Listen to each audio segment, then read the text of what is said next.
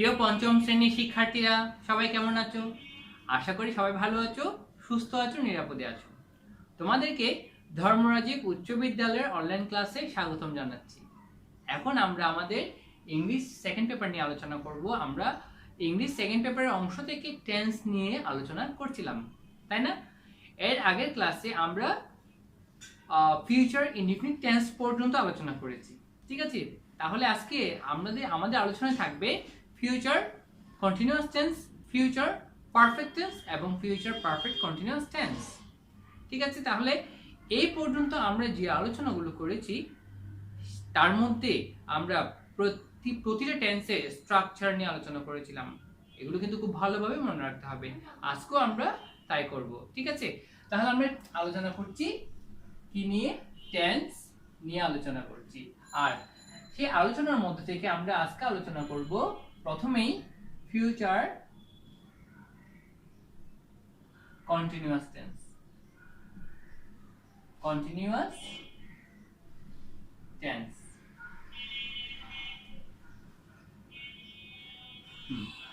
এবার দেখো future continuous tense কাকে বলে। মনে রাখবা, সেন্টেন্সের কোনো কাজ যদি ভবিষ্যতে কিছু সময় ধরে চলতে থাকবে বোঝায়, তবে সেই ক্ষেত্রে ভার্ব এর ফিউচার কন্টিনিউয়াস টেন্স হয়। কথাটি আমি আবার বলছি, ভবিষ্যতে কোনো কাজ যদি কিছু সময় ধরে চলতে থাকবে বোঝায়, তবে সেই ক্ষেত্রে ফিউচার কন্টিনিউয়াস টেন্স হয়ে থাকে। তাহলে দেখো লিখে দাও এবার, ভবিষ্যতে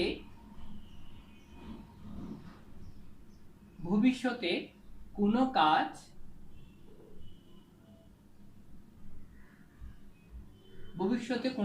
যদি কিছু সময় ধরে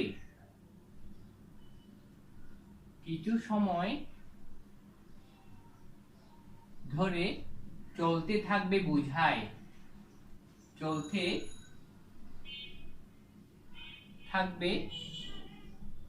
বোঝায়, তবে সেই ক্ষেত্রে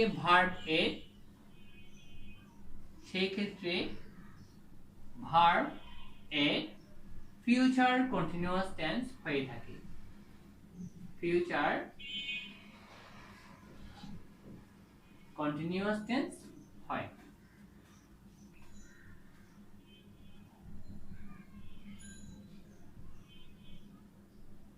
তাহলে কথাটি আমি আবার বলছি, ভবিষ্যতে কোনো কাজ যদি কিছু সময় ধরে চলতে থাকবে বোঝায়, তবে সেই ক্ষেত্রে ভার্ব এর ফিউচার কন্টিনিউয়াস টেন্স হয়। কেমন? এখন এর স্ট্রাকচার দেখো। স্ট্রাকচার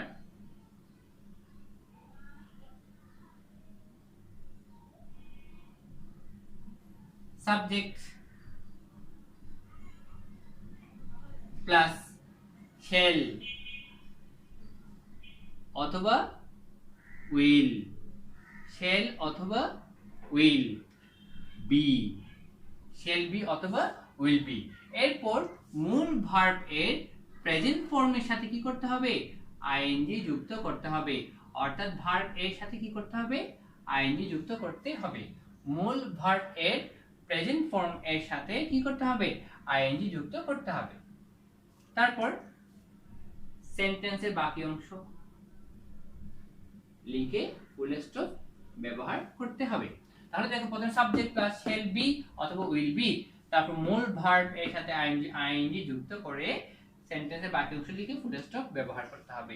এখানে মনে রাখবা, সাধারণত যদি সাবজেক্ট ফার্স্ট পারসন হয় সেক্ষেত্রে আমরা শেল ব্যবহার করি, আবার অন্যান্য পার্সনের ক্ষেত্রে বা অন্য সব পার্সনের ক্ষেত্রে আমরা উইল ব্যবহার করে থাকব। তাহলে দেখো একটা एग्जांपल আমরা নিতে পারি। एग्जांपल যেমন ধরো, I shall be reading, I shall be reading the book, I shall be reading the বুক। আমি বইটি পড়তে থাকবো, আমি বইটি পড়তে থাকবো। I shall be reading the বুক। তাহলে মনে রাখবা, ভবিষ্যতে কোনো কাজ যদি কিছু সময় ধরে চলতে থাকবে বোঝায়, সেই ক্ষেত্রে আমরা ভার্বের কোন টেন্স লিখবো? ভার্বের ফিউচার কন্টিনিউয়াস টেন্স লিখব। এবার এই সেন্টেন্সটি যদি নেগেটিভ হয় তবে নেগেটিভ সেন্টেন্সের স্ট্রাকচার হবে, দেখো প্রথমে সাবজেক্ট, তারপর শ্যাল অথবা উইল নট বি, শ্যাল অথবা উইল নট বি। এরপর মূল ভার্ব এর সাথে মূল ভার্ব এর প্রেজেন্ট ফর্ম এর সাথে আইএনজি যুক্ত করে সেন্টেন্সের বাকি অংশ লিখতে হবে। এই তাহলে কি করলাম? প্রথমে সাবজেক্ট, তারপর শ্যাল নট বি অথবা উইল নট বি, তারপর মূল ভার্ব এর সাথে আইএনজি যুক্ত করে সেন্টেন্সের বাকি অংশ লিখে ফুল স্টপ ব্যবহার করতে হবে। দেখো এখন এই সেন্টেন্সটিকে আমি এখন নেগেটিভ সেন্টেন্সে নিয়ে যাই, অর্থাৎ এই এক্সাম্পলটি যদি নেগেটিভ সেন্টেন্সে প্রকাশ করি তাহলে কি হয়? দেখো, I shall not be reading the book.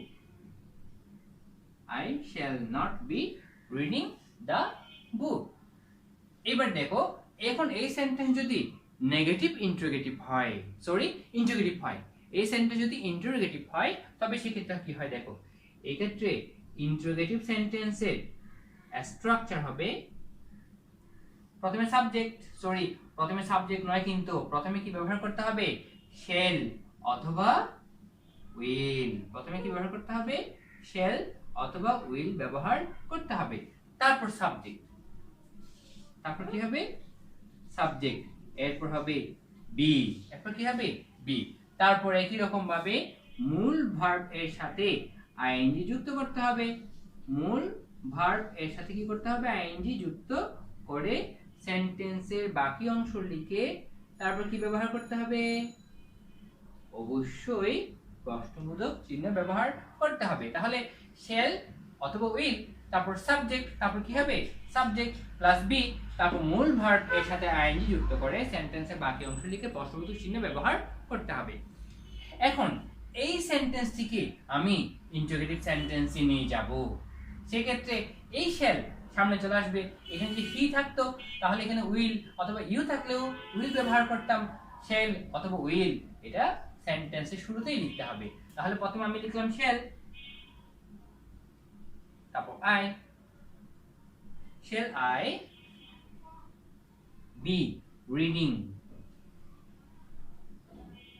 Shall I be reading the book,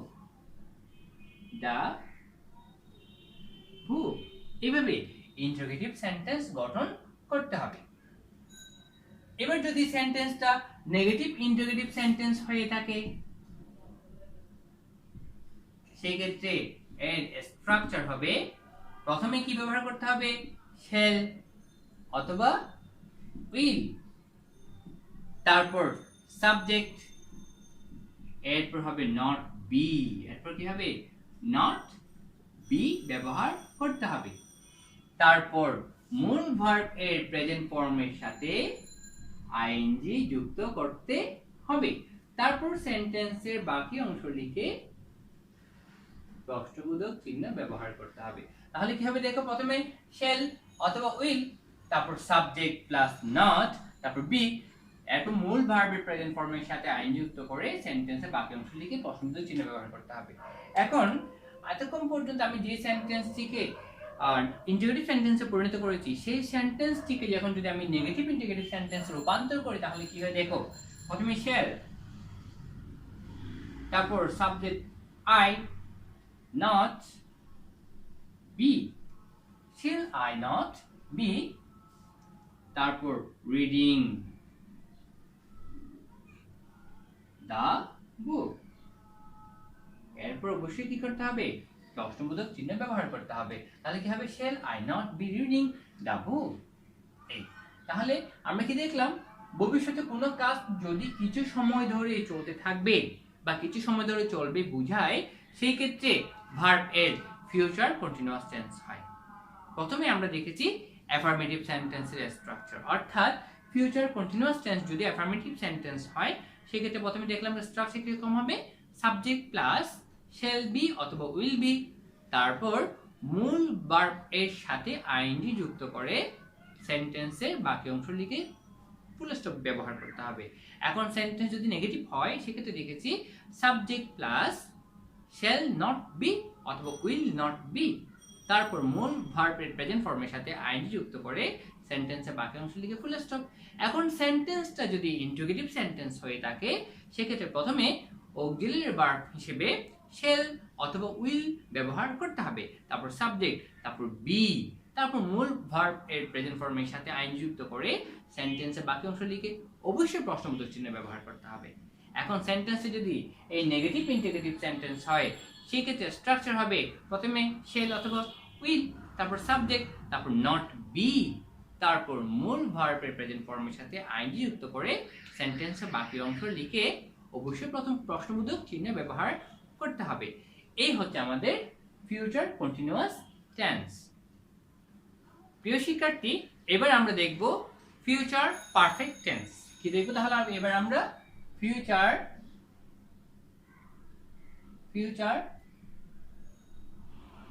perfect tense. প্রিয় শিক্ষার্থী, মনে রাখবে ভবিষ্যতে কোনো কাজ একটি নির্দিষ্ট সময়ের মধ্যে সম্পূর্ণ হয়ে থাকবে বা একটি নির্দিষ্ট সময় পরে শেষ হবে বা সম্পূর্ণ হয়ে থাকবে বুঝালে ফিউচার পারফেক্ট টেন্স হয়। তাহলে কথাটি আমি আবার বলছি, ভবিষ্যতে কোনো কাজ একটি নির্দিষ্ট সময়ের মধ্যে সম্পন্ন হবে বুঝায় সেই ক্ষেত্রে ভার্ব এর ফিউচার পারফেক্ট টেন্স হয়ে থাকে। তাহলে কি হবে, ভবিষ্যতে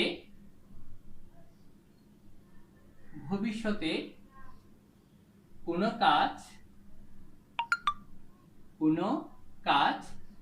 একটি নির্দিষ্ট সময়ের মধ্যে সম্পন্ন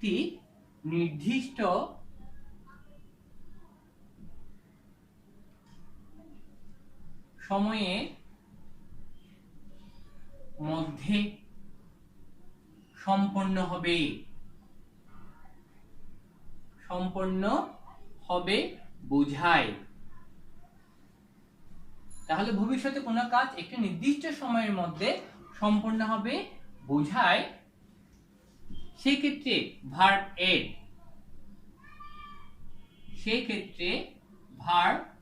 এর কোন টেন্স হবে, ফিউচার পারফেক্ট টেন্স হবে। ভার্ব এর ফিউচার পারফেক্ট টেন্স হবে।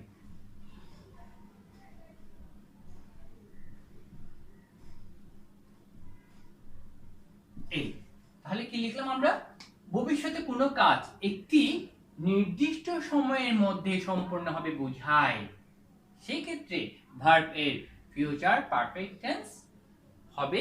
ঠিক আছে, এবার আমরা দেখব সেন্টেন্সটা যদি অ্যাফার্মেটিভ হয় তার ক্ষেত্রে স্ট্রাকচার কেমন হবে। প্রথমে সাবজেক্ট, এরপর শ্যাল অথবা উইল হ্যাভ, অথবা উইল হ্যাভ, তারপর মূল ভার্ব এর পাস্ট পার্টিসিপল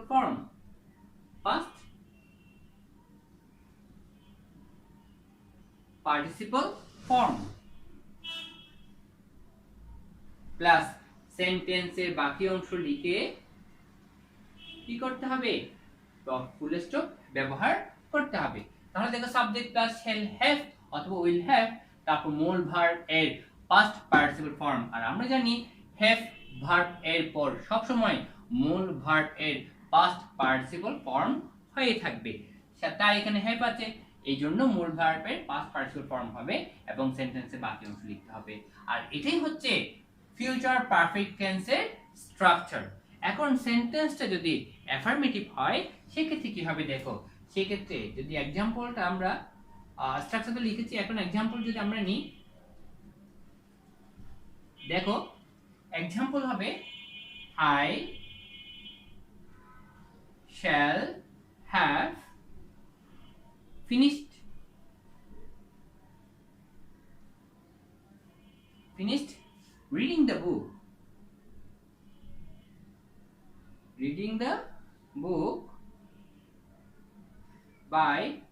4 p.m.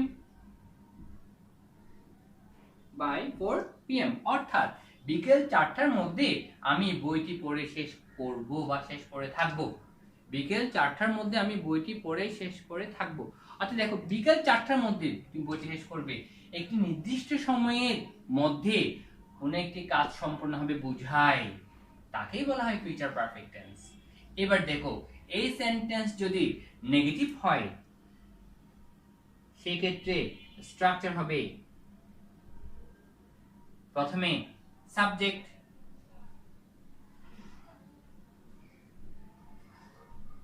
এরপর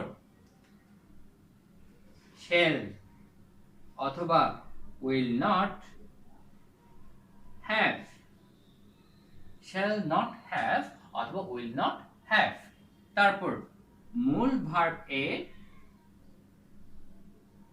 past participle form, মূল ভার্ব এর past participle form প্লাস সেন্টেন্সের বাকি অংশ লিখে ফুল স্টপ ব্যবহার করতে হবে। তাহলে দেখো subject plus shall not have অথবা will not have, তারপর মূল ভার্ব এর past participle form আমি বিপিপি লিখলাম। বিপিপি এর অর্থ হচ্ছে এটা মূল ভার্ব এর past participle form প্লাস সেন্টেন্সের বাকি অংশ।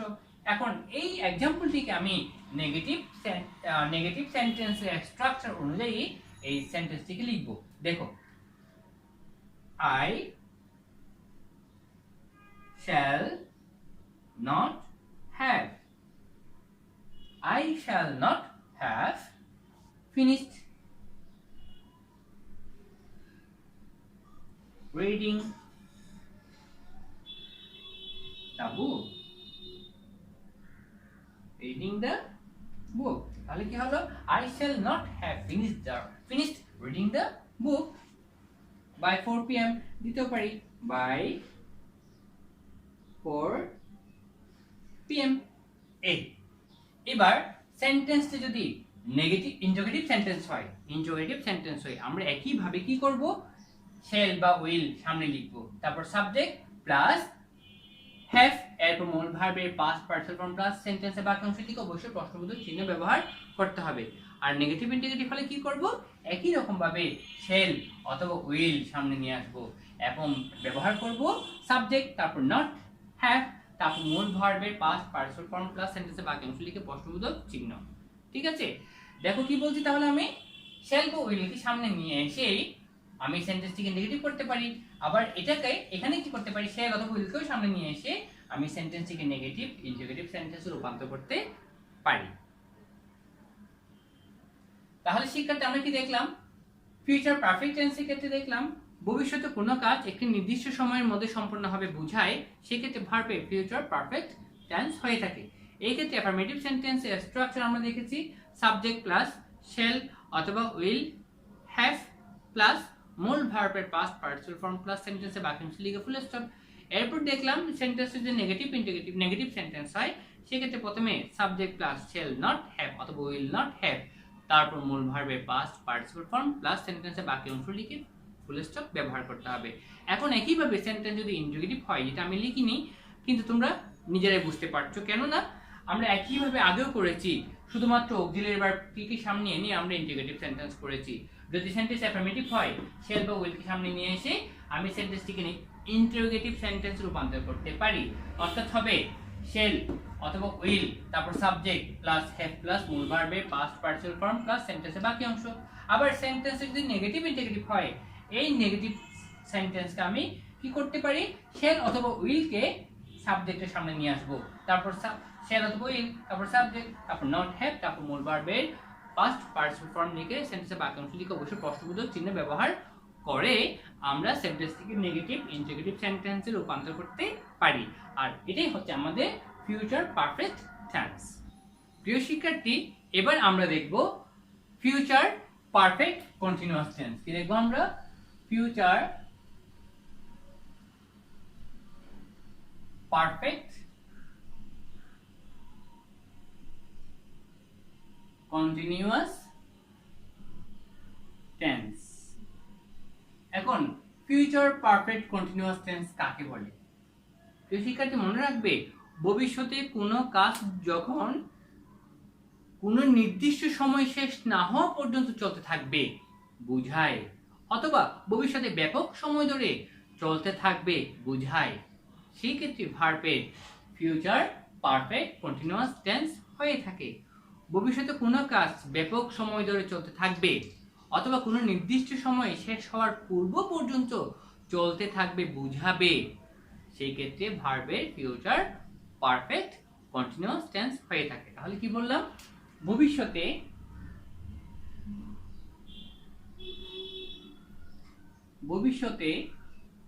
কোনো কাজ নির্দিষ্ট সময় ধরে চলতে থাকবে, অর্থাৎ নির্দিষ্ট সময় শেষ হওয়া পর নির্দিষ্ট সময় ধরে চলতে থাকবে, বা কোনো নির্দিষ্ট সময় শেষ না হওয়া পর্যন্ত কাজটি চলতে থাকবে। ভবিষ্যতে কোনো কাজ নির্দিষ্ট সময় শেষ না হওয়া পর্যন্ত চলতে থাকবে, বা ভবিষ্যতে ব্যাপক সময় ধরে চলতে থাকবে বোঝাবে। হ্যাঁ, শেষ না হওয়া পর্যন্ত চলতে থাকবে বোঝায়,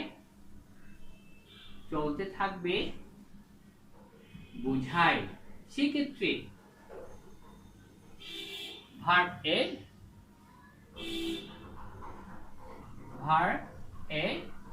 ফিউচার পারফেক্ট কন্টিনিউয়াস টেন্স হয়। ফিউচার পারফেক্ট কন্টিনিউয়াস টেন্স হয়। এই তাহলে ভবিষ্যতে কোনো কাজ নির্দিষ্ট সময়ে শেষ না হওয়া পর্যন্ত চলতে থাকবে বোঝায়, সেই ক্ষেত্রে ভার্ব এর ফিউচার পারফেক্ট কন্টিনিউয়াস টেন্স হয়ে থাকে। এবার সেন্টেন্সটি যদি অ্যাফার্মেটিভ হয় সেক্ষেত্রে কি হবে দেখো, এর স্ট্রাকচার হবে প্রথমে সাবজেক্ট, তারপর হবে শ্যাল অথবা উইল, হ্যাভ বিন, এরপর মূল ভার্ব এর সাথে আইএনজি যুক্ত করতে হবে, তারপর সেন্টেন্সে বাকি অংশ লিখে ফুল স্টপ ব্যবহার করতে হবে। তাহলে দেখো কি করলাম, subject plus shall have been অথবা উইল হ্যাভ বিন, তারপর মূল ভার্বের সাথে আইএনজি যুক্ত করে সেন্টেন্সের বাকি অংশ লিখতে হবে। যেমন ধরো একটা एग्जांपल যদি আমরা বলি, প্রথমে subject I shall have been reading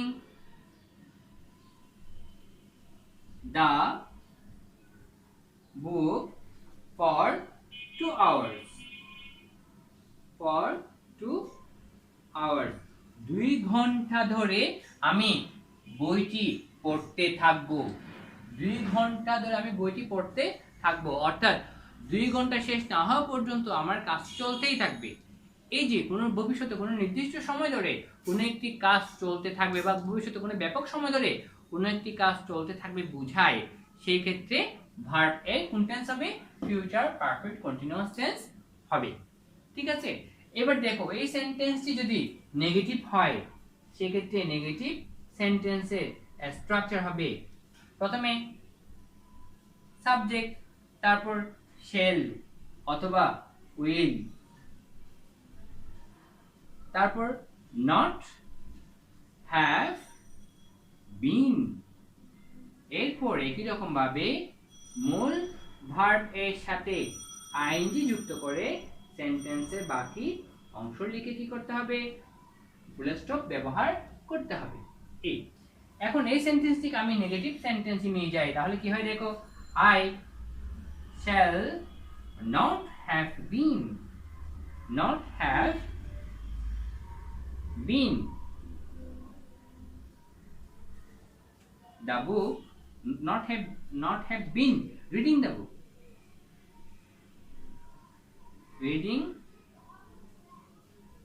the book, for 2 hours। এই হচ্ছে সেন্টেন্সটি যদি নেগেটিভ হয় তাহলে কি হবে? আই শ্যাল, দেখো I shall not have been reading the book for 2 hours। এইভাবে সেন্টেন্সটিকে নেগেটিভ সেন্টেন্সে লেখা যায়। এখন সেন্টেন্স যদি ইন্টিগ্রেটিভ হয় একই রকম ভাবে আমরা অক্সিলারি ভার্বটিকে সামনে নিয়ে আসব। আর নেগেটিভ ইন্টিগ্রেটিভ সেন্টেন্স হওয়ার ক্ষেত্রেও কি করব? আমরা এই নেগেটিভ সেন্টেন্সে অক্সিলারি ভার্বটিকে সামনে নিয়ে এসে আমরা সেন্টেন্সটিকে ইন্টিগ্রেটিভ এবং নেগেটিভ ইন্টিগ্রেটিভ সেন্টেন্সে রূপান্তর করতে পারি।